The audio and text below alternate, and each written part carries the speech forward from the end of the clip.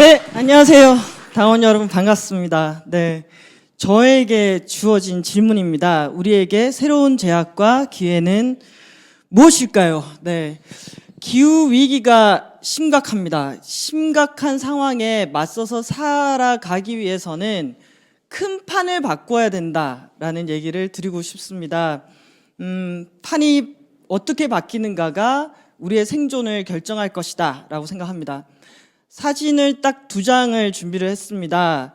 84년과 2016년 사이에 북극이 사라진 모습인데요. 저렇게 절반 되는데 30년 걸렸습니다. 남아있는 절반이 사라지는 데는 10에서 15년 정도? 상당히 더 빨리 걸리겠죠. 자, 이게 탄소 시계입니다. 제가 어제 검색했습니다. 지구의 평균 온도를 1.5도 이하로 남아있게 하기 위해서는 우리가 배출할 수 있는 양의 한도가 있습니다. 420기가 CO2 톤인데요. 우리가 연간 42기가 CO2 톤만큼 배출합니다. 저거 다 배출하는데 10년도 안 걸리는데 여기서 계산한 바에 의하면은 1.5도씩 넘는데 8년 1개월 남았습니다. 생각보다 속도가 너무 빠르다라는 거고요. 1.5도가 상승하게 되면은 북극이 완전 소멸하는 빈도가 100년에 한 번씩 소멸해 버립니다. 그리고 더 올라가서 2도가 되면은 10년에 한 번씩 북극이 다 소멸해 버리는 빈도를 일으키게 됩니다. 이게 우리가 지금 살고 있는 지구에서 일어나게 되는 일이고요. 그 속에서 온실가스가 문제라는 건 알고 있지만 2000년 대비 온실가스 배출 현황을 보면 영국이 35%를 줄였고 우리가 그렇게 욕하는 트럼프, 파리 협정 탈퇴한 미국도 11%를 줄였습니다. 일본이 핵발전소를 멈추면서도 6%를 줄였고요. 한국은 2000년 대비 47%를 증가시켰습니다. 우리가 매우 고탄소 사회에 살고 있고 심지어 계속 늘어나는 사회에 있다라는 걸 보여주는 거고요. 그랬을 때 우리가 10년 안에 온실가스를 줄이지 못하면은 상당히 극단적인 상황으로 가게 되는데 우리에게 어떤 제약과 어떤 기회가 있느냐라고 했을 때 너무나 명확한 탄소 예산입니다. 어느 정도 이상을 배출하게 되면은 이제 우리가 겪어야 될 일들이 너무나 끔찍한 거죠. 그래서 제약이 있습니다. 탄소 예산.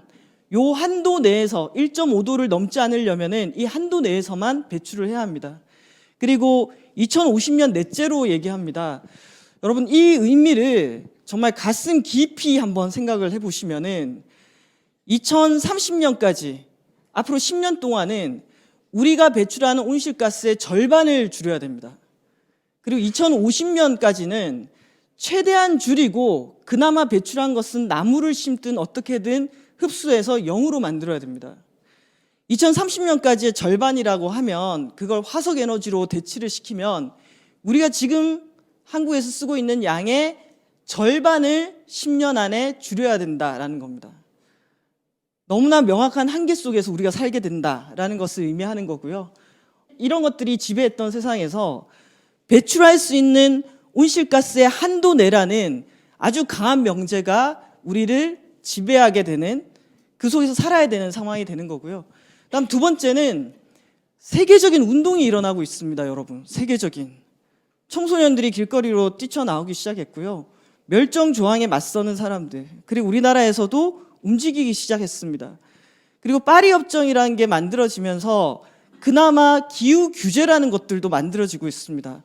탄소세를 부과하고 육류세를 부과하고 항공세를 부과하고 석탄발전소 폐쇄 연도를 정하고 내연기관 생산 판매 금지 연도를 설정하고 석기시대가 돌이 없어서 끝난 게 아니라 내연기관 차량이 석유가 없어서 끝난 게 아니라 멈춰야 하기 때문에 멈추는 사회로 가고 있다라는 거고요. 그렇다 보니까 이 정도의 제약이 온다면은 세상을 조금씩 개선시켜서는 되는 일이 아닌 거죠. 판을 크게 뒤집어야 됩니다. 툰베리도 얘기하잖아요. 답을 모르는 게 아니에요.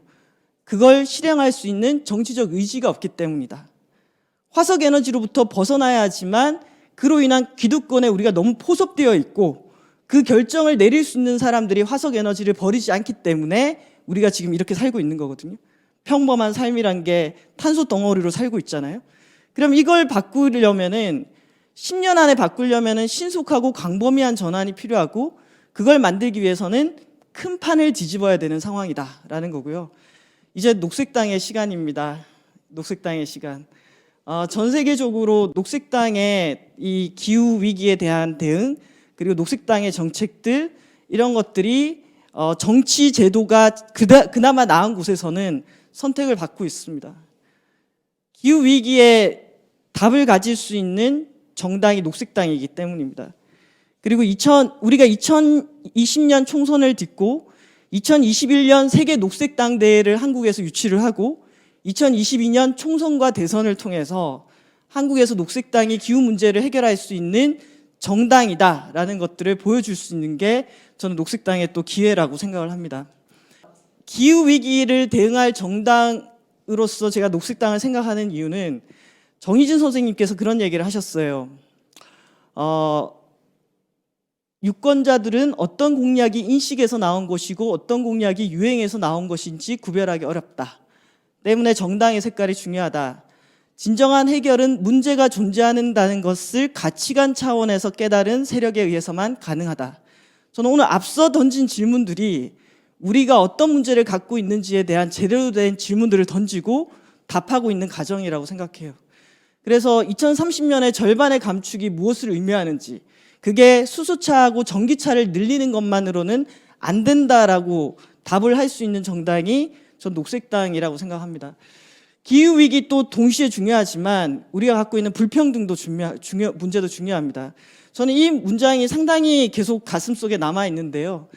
몇 마디 말로 단순하게 승리하는 사람들이 있는 반면 가난한 사람들은 자꾸 복잡하게 패배하고 있다.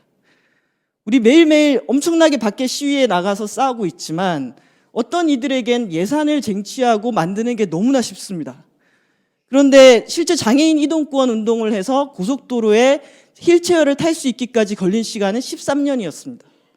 그래서 이 판을 크게 바꿔야 된다라는 거고요. 판을 뒤집자라고 했을 때 우리가 갖고 있는 대안들이 이미 있습니다. 에너지를 어떻게 100% 재생 가능 에너지로 가야 되고, 그렇게 가기 위해서는 수요가 어떻게 돼야 되고, 왜 탈핵이 돼야 되고, 이런 것들. 먹을거리가 왜 소농으로 가야 되는지, 거기에 플러스해서 교통은 어떻게 바뀌어야 되는지 수많은 대안들이 있는데요. 현재 우리가 교통 분야의 넷제로가 된다는 것은 거의 자동차 없는 사회에 대한 비전도 가져야 된다는 것을 의미합니다. 근데 이 지금 현재 정권들은 요 정도의 정책 90%를 건드리지 않고 나머지 녹색교통운동, 따릉이, 자전거 도로 만들기 이런 걸 하죠. 근데 실제 판을 뒤집으려면은 도로를 빼야 됩니다. 그리고 도로 차선에 1차선, 2차선을 자전거에 내줘야 됩니다. 주차장에 예산을 투입해서는 안 됩니다.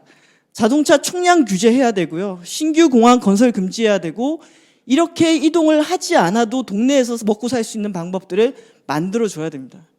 그래서 이 정도 정책을 조금씩 바꾸는 것만으로는 교통 분야의 에너지 해결할 수가 없는 거죠. 그렇다면 이 90%의 판을 흔들어야 하는 것이고, 이 90%의 판을 흔들려면은 국토부의 토건 마피아들과 자동차 기업들과 다 싸움을 벌여야 되는 거라고 할 수가 있습니다. 수송 부분, 온실가스 배출량 14%이고 이 부분을 어떻게 바꾸는가가 우리에게 매우 중요한데요. 그동안 우리가 해마다 교통사고 사망자 수가 4,000명에 육박을 하고, 또 미세먼지로 인한 이 자동차 분야 이런 데서도 나오는 미세먼지로 인한 사망자 수가 계속 늘어나고, 이런 것들에 대해서 주목하지 않았습니다. 그러면서 또 이동권 투쟁 13년 만에 휠체어 탑승하는 고속버스가 시범 운영이 되죠. 조금씩 그렇게 싸워서 옛다 자 이런 방식으로 아니라 크게 바꿔야 된다라는 얘기를 드리고 싶고요. 2019년 그린 뉴딜이 루즈벨트의 이렇게 이 정부 주도의 대규모 토목 사업으로 이해하시는 분들은 이거 또 다른 토목 사업이 아니냐라고 얘기하실 텐데요. 기후 위기라는 거에 맞서서 뭔가 세계적으로 갖고 있는 자원과 인력 이런 것들을 동원해서 온실가스를 줄인다라는 의미, 그런 의미로 2019년의 그린 뉴딜은 또 다르게 다가온다라고 생각합니다. 그런데 이번에 다가온 그린 뉴딜은 그냥 온실가스만 줄이자라는 게 아니라 이 온실가스가 늘어나게 된 원인이 세계적인 현재의 경제 시스템, 그리고 그 속에서 불평등이 가중된 시스템, 이 시스템을 바꾸지 않으면은 이 하나만의 문제로, 온실가스만을 줄이는 문제로는 이 문제를 풀 수 없다라는 생각에 아주 기반을 다 갖고 있습니다. 그래서 보면 이 뭔가 온실가스를 줄이기 위해서 규제나 이런 것들이 있을 때 사람들이 거리에 나오기도 하는데요. 예를 들면은 이런 얘기를 하죠. 프랑스에서 노란 조끼 운동 봐라. 온실가스 줄이려고 유류세를 인상했더니 사람들이 뛰쳐나왔다. 이렇게 얘기하는데, 오히려 프랑스에서 시위에 나선 사람들은 우리는 기름을 원한 게 아니라 평등을 원했다. 부유세라든지 이런 일반적인 세금들은 후퇴시키면서 왜 이것만 건드리느냐. 사회 전체가 너무 불공평하다. 이런 메시지였거든요. 그래서 기후와 불평등 문제를 같이 풀어가야 된다라는 것과, 최근에 이제 그린 뉴딜은 페미니스트들의 그린 뉴딜 아젠다라든지 노동조합의 입장이라든지 다양한 진영에서 어떠한 그린 뉴딜을 해야지 우리가 이 문제를 풀어갈 수 있는가에 대해서 아주 격렬한 논의들이 진행되고 있습니다. 그리고 이런 흐름을 또 크게 만들어내는 것이 미국의 대선에서 유력한 후보들이 그린 뉴딜, 온실가스를 2050년 넷제로 하는 것을 미국도 목표로 하고, 그걸 하기 위해서 인프라를 개선하거나 일자리를 만들기 위해서는 돈이 필요한데 어느 정도의 돈을 가지고 무엇을 먼저 하려고 하는 건지, 이런 것들을 가지고 논쟁이 되고 있습니다. 그래서 우리도 이런 그린 뉴딜의 흐름, 이런 것들을 같이 논의를 해왔는데요. 근데 사실상 이 최근에 미국에서 특히 AOC를 중심으로 그린 뉴딜이 논의돼서 아주 유명해진 것 같지만, 사실 그린 뉴딜의 원조는 녹색당입니다, 여러분. 여기 보면은 이게 언제였죠? 저희 세계 녹색당 대회가 영국 리버풀에서 3년 전에 열렸을 때였던 것 같습니다. 그때 여기 우리 김주원 위원장님, 우리 신지혜 위원장님 계시고요. 이분이 루카스입니다. 캐롤라인 루카스. 그리고 여기는 중간에 질 스타인. 네.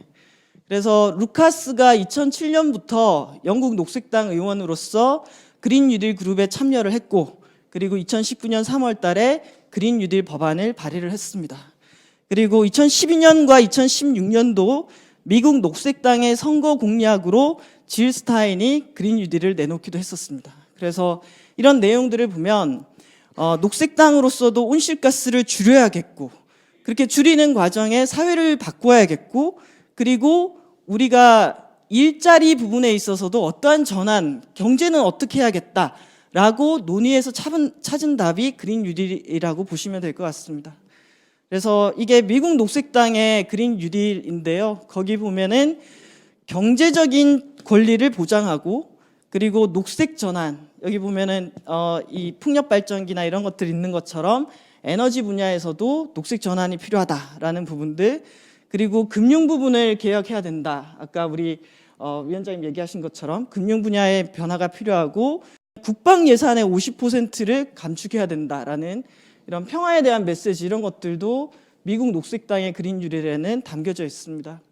자, 이거는 루카스가 올해 3월 달에 발의한 탈탄소 경제 전략 법인데요. 여기서도 그린 뉴딜이 필요하고, 그럼 그린 뉴딜을 어떤 방향으로 해야 하고, 그에 맞춰서 어떤 예산과, 그리고 그걸 어디에 써야 되는지에 대해서 어떤 특별한 답을 가진 게 아니라 커미션, 그러니까 어떤 위원회를 만들어서 지금부터 같이 논의해 가자라는 법안을 갖고 있습니다. 그리고 그린 뉴딜이 에너지 분야의 탄소만 얘기한 게 아니라 우리를 둘러싼 모든 것, 도대체 인프라는 어떻게 해야 되고, 건물은 어떻게 해야 하고, 교통은 어떻게 해야 되고, 농업은 어떻게 해야지 탈탄소를 할 수 있는지 상당히 다양한 분야를 다루고 있는데요. 여기서 저는 좀 중요한 게, 그런 그린 뉴딜을 논의하는 위원회를 만들 때 여기에 반드시 그 위원회에는 노동조합과 시민사회가 참여해야 하고, 그 위원회의 다양성에는 성별, 그리고 나이, 직업 또는 정치적 성향이라든지 또는 인종적인 것들, 이런 것들에 대한 다양성을 포함한 위원회를 만들고, 그 위원회를 통해서 그린 뉴딜을 논의하도록 하고 있습니다. 저는 이런 것들이 매우 소중한 분야라고 생각을 하고요. 그랬을 때 이제 여러분들에게도 만약 녹색당에서 그린 뉴딜을 한다면 그 색깔은 어떻게 해야 할까라는 것들을 저는 우리가 같이 논의를 해서 만들어가야 된다라고 생각을 합니다. 그래서 오늘 하루도 온실가스는 증가하고 있고 산재 사망 노동자가 하루에 3명이고 비정규직 차별이 있고 여전히 과로사에서 죽는 사람들이 있고 이런 상황 속에서 우리가 갖고 있는 자원과 예산과 인력을 어떻게 우리가 재배치할 것인가를 역으로 우리가 던져야 된다라고 생각을 합니다. 그래서 만약 녹색당이 우리의 언어로 그린 뉴딜을 한다면은 온실가스 감축과 적응, 불평등에 대한 해소, 일자리를 만들고 전환하는 일, 거기에 일할 수 없는 사람도 함께 일할 수 있는 사회, 이런 것들 우리가 키워드로 뽑아서 이런 내용이 실현되도록 그린 뉴딜을 재구성했으면 좋겠습니다. 이건 제가 내린, 저는 그린 뉴딜을 한다면은 그린 뉴딜은 하나의 방법이다. 이 자체가 목적이 아니다. 그럼 이 방법을 어떻게 하는 것이 가장 효과적으로 재구성하는 것일까? 이런 것들을 저는 여러분과 함께 논의를 우리 녹색당에서 해보고 싶고요. 그랬을 때 제가 생각하는 그린 뉴딜은 지구의 온도가 1.5도 이상 오르지 않도록 탄소 예산, 한정되어 있는 탄소 예산에 기반해서 화성 문명에서 빠르게 탈출하고 기득권에 맞서서 사회, 정치, 산업 구조를 개혁해서 위기 속에서도 아무도 배제하지 않고 함께 생존하기 위한 방법이 저는 그린 뉴딜이라고 생각합니다. 근데 이제 여러분들의 그린 뉴딜은 어떤 내용과 어떤 방법을 담고 있는지 같이 얘기가 필요하고요. 그래서 하나의 우산인 것 같습니다. 어떻게 살아갈래? 이 기후위기 시대를 어떻게 살아갈래? 이 불평한 한국 사회, 이 고단한 한국 사회를 어떻게 살아갈래? 라고 했을 때 이 우산 아래에서 우리가 해야 할 일들을 정해 가면 어떨까 싶습니다. 그리고 그 우산이 지향하는 목표는 2030년에는 온실가스를 지금의 절반으로, 그리고 2050년에는 넷제로를 달성해야 합니다.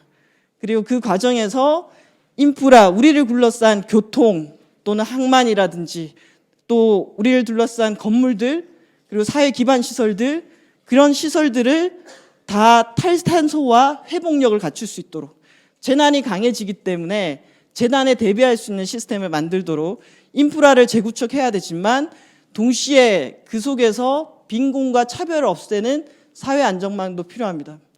노동 환경 안전해야 되고 지금처럼 탄소를 많이 배출하는 산업 구조로서는 이걸 만들어낼 수 없으니까 산업 구조 자체를 바꿔야겠죠. 그 속에서 일자리가 바뀌고 산업이 영향을 받으면은 정의롭게 전환할 수 있도록 도와주는 또는 기획하는 일들도 필요한 것 같습니다. 그래서 이런 우산이 형성돼서 세상을 뒤집게 만들기 위해서는 법과 정보의 조직, 그리고 탄소 예산이라는 개념, 그리고 그 속에서 실제 우리가 낸 세금과 예산을 이 문제를 해결하는데 작게 쓰는 게 아니라 크게 이 문제를 해결하는데 쓰여질 수 있도록 예산의 흐름을 바꾸는 것, 이런 것들을 해야 되지 않을까 싶고요. 그랬을 때 우리가 좀 더 상상력을 넓혀가지고 정말 탄소 제로, 넷제로 사회가 되려면은 어떤 일을 해야 될까라고 했을 때 아까 입시의 단계, 평범한 삶으로 가는 그런 입시 단계가 아니라 교육이 완전히 바뀌어야 되겠네. 전환교육이 필요하네. 학교의 교육이 모두 전환교육으로 바뀐다면 일회용 플라스틱 사용을 금지를 하고 그 남은 공간을 뭐로 할지, 음식물 폐기 자체를 금지한다라든지 이렇게 여러 사람들이 벌이고 있는 온실가스 감축 활동에 임금을 지급한다라든지 재생가능 에너지 100%를 향해서 나아간다든지 노약자 장애인들도 재난 시에 같이 대피갈 수 있는 그런 시스템을 만든다든지 많이 이동하지 않고 지역 내에서 먹을거리와 에너지와 경제가 순환하고 놀 수 있는 시스템을 만든다든지 전력망을 꼭 연결하지 않고 독립해서도 살 수 있는 방법을 만든다든지 내가 살고 있는 집 자체를 기후위기에 대응해서 안전하게 살 수 있는 곳으로 만든다든지 그걸 내가 내 돈으로 내 집으로 하는 게 아니라 사회 전체가 같이 비용을 투입해서 만든다라든지 이런 것들을 막 상상하고 얘기해보고 그걸 확보하려고 하면은 확보하기 위해서는 뭘 어떻게 해야 되는지 이런 얘기들을 나눠봤으면 좋겠습니다. 그래서 인프라를 어떻게 바꾸고 산업을 어떻게 바꾸고 정의로운 전환을 어떻게 할 건지, 그러면서도 지역을 기반해서 먹고 살고 놀고 또 일하는 그런 공동체로의 지향의 그림, 그런 그림들에 대해서 얘기를 했으면 좋겠고요. 그랬을 때 이게 내년까지 일정입니다. 중간에 총선이 있죠. 또 잊지 말아야 할 후쿠시마 사고가 있습니다. 한국도 내년에 2030년까지의 온실가스 감축 목표 제출하게 돼 있고요. 2050년 목표도 제출하도록 되어 있습니다. 이 속에서 녹색당이 한편으로는 아주 강렬한 기후행동을 위한 이 위기 상황을 알리는 기후행동에 대한 운동과 더불어서 이 사회를 어떻게 크게 변화시킬 것인가에 대한 대안으로서의 녹색당의 그린 뉴딜 전략, 이 두 가지를 저는 두 개의 날개를 통해서 행동과 그린 뉴딜로 나갔으면 좋겠다라는 것 하고요. 또 저희가 녹색이란 말이 쉽게 색칠이 되기도 했습니다. 10년 전에 녹색 성장이라는 이런 것들이 있잖아요. 그때 상당히 저는 화가 났었습니다. 이 오염시켜버린 우리의 색깔, 우리의 언어. 이번에는 이 녹색 뉴딜이나 이런 것들을 쉽게 정부가 함부로 오염시키도록 두면 안 되겠다라는 생각이 들었습니다. 왜냐하면 우리에게 그 시간이 없습니다. 아까 10년이라는 생활 시간 속에서 뭔가를 이루려면은 우리에게 시간이 별로 없기 때문에 이번에는 절대 녹색이라는 이 단어, 이 가치, 우리가 갖고 있는 대안, 이런 것들을 쉽게 뺏겨서는 안 됩니다. 그래서 이걸 지키고 확산하기 위해서 또 그 그림을 같이 이게 녹색이다라는 것들을 내용을 채워가는 것부터 시작해서 당원 여러분들과 함께 같이 만들고 같이 지켜야 할 것 같습니다. 감사합니다.